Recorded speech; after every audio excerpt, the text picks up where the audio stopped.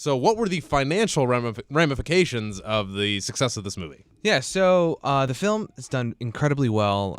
The buzz around it, the general critical reception has allowed it to break quite a few records. I mean, the marketing alone for was its category. genius. They had those funny billboards. They made it like a rom-com. I mean, all of it was just... Anyway. So... Domestically, they're estimating that it generated about $150 million in ticket sales. Foreign box office receipts about 130. So right. These are huge numbers. So total take from the long and double holiday weekend, which I'm sure benefited them, was a little over $280 million, and this is on a $58 million budget approximately. Which doesn't include all of the marketing costs, which were probably extensive for this film. Right. But just But even if that doubled it. Let's just pretend they spent 120. Overall, this is still an extremely relatively modest budget, not only for a major studio production, but for one of these superhero productions in particular, which generally have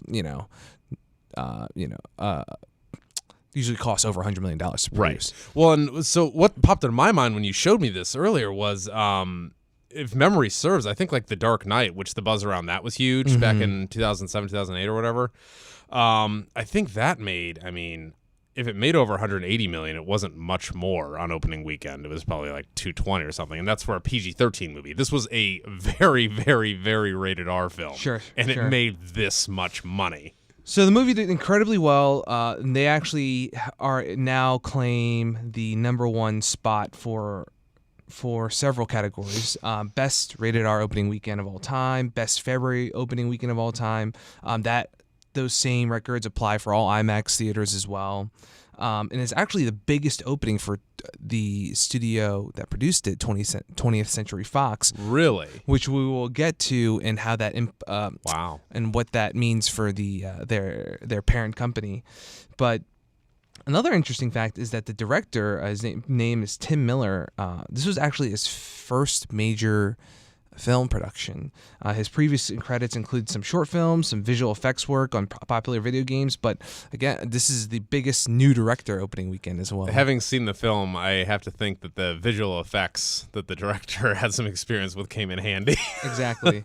And some of the international markets did very well for Fox, including Australia, Taiwan, Brazil, Hong Kong. Again, all their biggest openings for that studio. And in the end, the high ratings, positive buzz from the audiences should drive a lot of momentum for the movie. Like, it's not coming up against like huge releases in the next week, right? So it's very likely, building off on that momentum to probably claim the number 1 spot again for next weekend.